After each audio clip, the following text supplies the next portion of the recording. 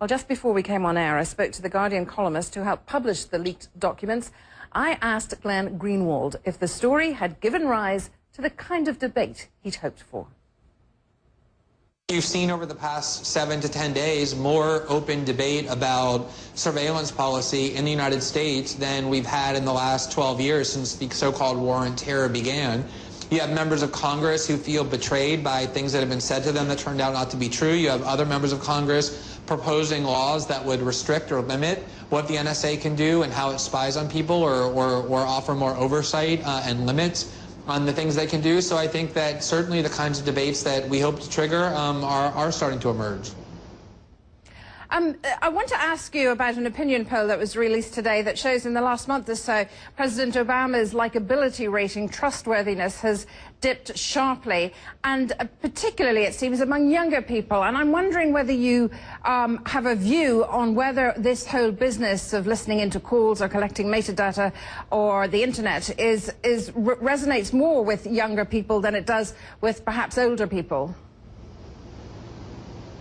Yeah, I think it's a very good question, and I think the answer is absolutely. I mean, younger people grew up with the internet as their primary culture and means of communication, and to learn that the U.S. government is attempting to invade those communications on an indiscriminate mass basis, or has done so to a large extent, I think is very disturbing and alarming. I also think it's disturbing to have learned that the U.S. government is collecting everybody's phone records and learning who it is they called, by whom they were called.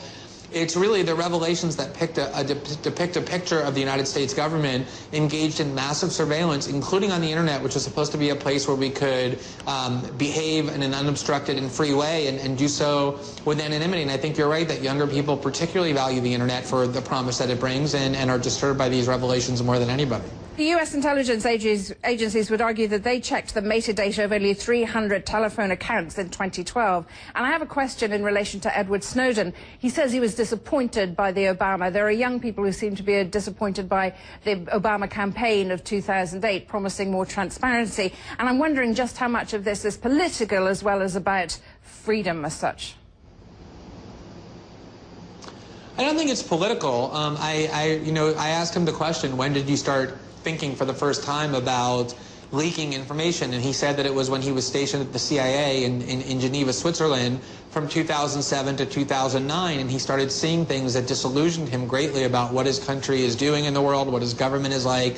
And he said the reason he didn't at the time was because he thought that Obama's election would usher in a variety of reforms. So it was only once he saw that it didn't that he did this.